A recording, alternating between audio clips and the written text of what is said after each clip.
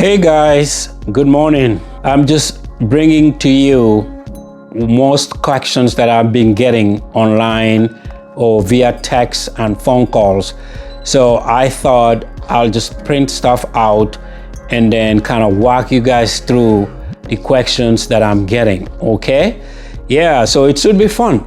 Okay, so a lot of people are asking, what is the first step in buying a home, okay? So what I think is the most important thing or the first step in buying a home is getting a pre-qualification, so I recommend you talk to a mortgage professional, a professional loan person that can give you a mortgage, something you can pay within a duration, say 15 years, 20 years, 30 years. That's who I would recommend you go to, okay? And then number two, so again, like I said, so I have them printed out here. Should I sell my current property before buying a new one? Okay, some people are asking me that question too. This one is a kind of like a tricky question because the answer to this question primarily depends on your situation, where you are at, and the availability of how much funds you have, okay? So, if you need to get a second mortgage on your second property you want to purchase, again, I will refer you to speak with a mortgage professional on this before you make a final determination or decision if you needed to buy second or third or fifth property, okay? So that's something that you would reach out to me, then you and I sit down, we talk about it, and then I can refer you to a mortgage professional, okay? And then here's another one that is a very common one. Some people are asking, should I do a home inspection? I say to everyone, absolutely. You should always do a home inspection, okay? Because these inspectors, they are very keen on seeing things that, the ordinary person probably will not see. So this is what they are trained to see. There's some defects in the manufacturing, in the quality of the stuff that's being used on the building that you and I probably will not see that these inspectors can see. So I strongly recommend you go and hire, or if you want us to get a referral, we could do that for you as well, okay? And then some people are asking, hey David, what is the importance of a final walkthrough? Yes, final walkthrough is critical. It's very important. And here's one of the reasons why. Say, for instance, you did a home inspection and then you guys find out that there were some things wrong with the home, and then you guys made arrangement to repair the home, and then the seller agreed to make those repairs, and come to find out before you close, they actually never did.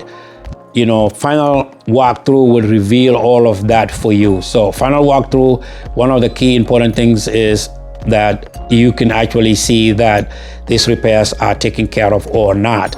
But another one that's also important with a final walkthrough is to make sure that the house is in the same condition as it is when you first saw the home. Say, for instance, there was no water damage, new water damage, or new damages, or say, for instance, there's some problems with the plumbing, or they removed some of the appliances that were fixed with the property. They took some of the things that you saw there. You thought the house comes with that, but they were not there, And quite frankly, in real estate school, we were told that it happened to someone, the house caught on fire before closing, so things can happen. So do your final walkthrough, absolutely important. And then here's another one that I get, people asking me, how does honest money work? Well, honest money is basically your skin in the game. So it's just basically saying to the seller, hey, this is my interest level in purchasing this home. Usually it's about 1 to 3% of the cost of the home. Say for instance, if the home is $300,000, so 1%, you could probably give them $3,000, or you could probably go up to like $9,000. So the more money you put down, usually it tells us, the agents, that how interested or how motivated you are with the purchase. Okay, it's a deposit, so that deposit actually does come off from your down payment as well. Okay, so if your down payment were to 20% of the home, in the scenario we gave you $300,000, 20%, $60,000 down, and then you do give them $3,000 of honest money, so you will have to bring in about $57,000. Okay, so that's all calculated into your down payment. So it's just, again, it's your skin in the game. It tells them how motivated you are with that purchase. Okay, and then that money can get refunded to you, or you could totally lose that money as well. So if you have an inspection contingency on the purchase agreement, and then usually it's 10 days for inspection, and then that inspection period passed away, and then you can probably lose that honest money. So check with us, just kind of, we can educate you more on those kind of things. Okay. Yeah, so here's another one. Some people would say, hey David, how many houses should I see before I can put in a purchase agreement? Well, that depends. In this day and age right now, when you hire us as your real estate agent, investor, or realtor, we will set you up with a platform called the One Home. So it's kind of like an app you could use, so you could see homes before we actually even take you down the road. So you'll be able to see a lot of homes through the internet, or you can pass by and check it out. And if you and the realtor agreed on looking at certain select properties, then you guys go look at those properties. So it could be one property, it could be 3, it could be 10, so it all depends on the situation, really. Okay. Here's another one. What happens if I decide to back out of buying a house? Yeah, so that happens. I tell people this. So buying a home is probably one of your biggest investment you will be doing, or the biggest investment you're going to be doing in your lifetime. So it's a decision you have to take very seriously. Okay, so you have to plan for it. I tell people, if you're buying a home and then you are working 30 hours, 20 hours, that's probably not gonna cut it. I'll be honest, okay? You need to kind of save money, unless if you have money saved up somewhere, or you have an inheritance, or you come from a noble family, you have money saved up somehow, you could use that money, okay? But if you're gonna be hardcore driven and then kind of on your own money, so you will be doing a lot of hours to save the money, okay? 40, 50 hours, 60 hours, okay? And then you could save that money. 1 to 2 years, plan ahead, and then make sure that when you execute flawlessly. So there is no cold feet or anything like this. Is a decision don't take lightly, okay? So, and people do get cold feet and they back out, but just know, work with your real estate agent and then find out those grace periods, because in real estate we have grace periods that will not expire on you, so you can lose your honest money and kind of like, in a bad situation. So it's very important to plan ahead. And then just because your friend is getting a home does not necessarily mean that you should get a home.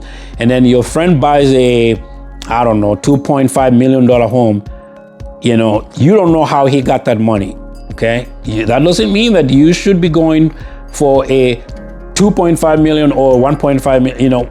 Just buy a home that you feel comfortable with. Okay, if it's a townhouse, if it is a condo, if it's a rental property, whatever you feel comfortable with, just don't go buy something because somebody else buys something else. You don't know how they got that money. Okay, and it might not be a good thing for you at the end. So just my little advice there. And So here's another one that we get. People are saying, what is the process of using an escrow? What does an escrow mean? Okay, those are terms that we use in real estate. So escrow is basically you saying to you and your mortgage company are kind of like in agreement that they're going to be paying your property taxes, your insurance, and then your principal and interest on your mortgage. So you guys agreed on that. Okay, so you make that payment. They call it principal, interest, taxes, and insurance, or PITI. Okay, so you pay that in advance to your mortgage company. So every month you pay your mortgage company a set amount, which is your principal, your interest, your taxes, and your insurance. And then your mortgage company turns around and make that payment on your behalf to your insurance company, to the county, paying the taxes for the county and stuff like that. That's what escrow really is, okay? I tell people, do the escrow, because, if you have a lifestyle like, I have, I got multiple things that I'm dealing with, you don't always remember when to pay your taxes. You don't always remember when to pay your insurance and stuff like that.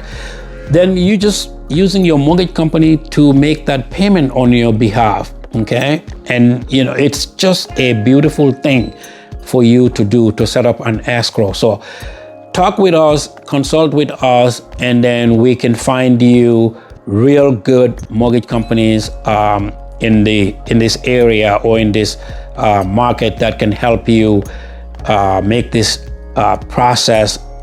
home buying process very simple and easy.